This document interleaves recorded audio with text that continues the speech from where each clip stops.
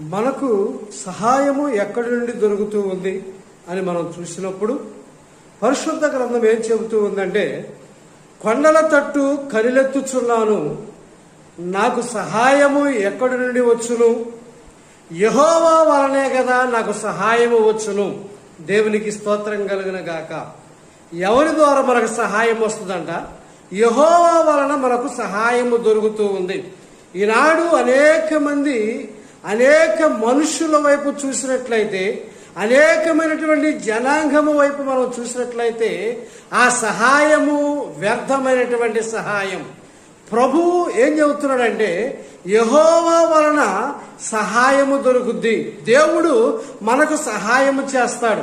నీవు దేవుని వైపు చూసినట్లయితే, దేవుని యొక్క ఉన్నతమైనటువంటి స్థితి వైపు నువ్వు చూసినట్లయితే, ఆయన యొద్ద నుండే మనకు సహాయము దొరుకును.